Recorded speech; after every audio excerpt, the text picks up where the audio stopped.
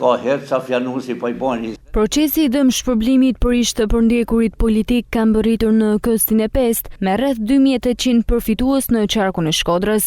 Megjithse fondi është rritur nga 10 në 14 milion lek, kryetari I shoqatës së ish të përndjekurve politik Zenel Drangu shprehet se buxheti aktual mbetet I pamjaftueshëm për të mbuluar të gjitha rastet. Ma shumë viteve që vazhdon kisi 4, që po bëhen rreth 4 vite, u qëllë më në fund kisi 5. Janë shumë që përfitojnë, janë rreth 2700 vetë që ka rreth I Shkodrës. Duke përfshi atëherë se në kanë një edhe me malësinë e madhe, pra komplet, rreth I Shkodrës. Ka një mangësi nëra se si ka vazhdu deri tash buxheti I lanën për këtë kategori, nuk mjaftojnë $10 milion.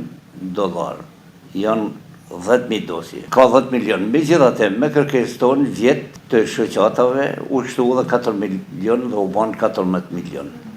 Pra, në 10.000 dosje nuk munden më përfshi për me marrë rikis. Sipas Drangut, shumë familje ende presin dëmshpërblimin e plot për vuajtjet e periudhës së diktaturës komuniste, ndërsa I bën thirrje qeverisë të rrisë më tej fondet dhe të përshpejtojë procedurat. Duhet qeveria të vënë dorën zemër për këtë kategori që janë duke vdek për ditë, se nëse vazhdon me këtë ritëm, do 20 vjet, pra që pjesa më madhe kanë vdek, atëherë shkojnë favor shtetit.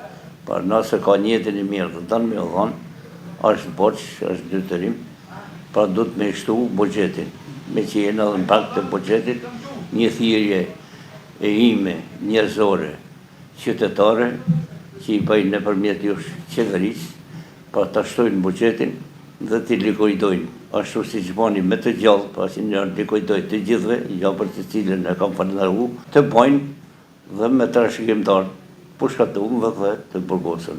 Pra ta shtojnë fondin, pra që t'ju jepet mundësia që t'i marrin ata që I marrin me na. Pra me shtu fondin 10.000 dosje, marrin 7.500 dosje, 2.500 dosje, meten me hangën buxhetin e vitit që vjen.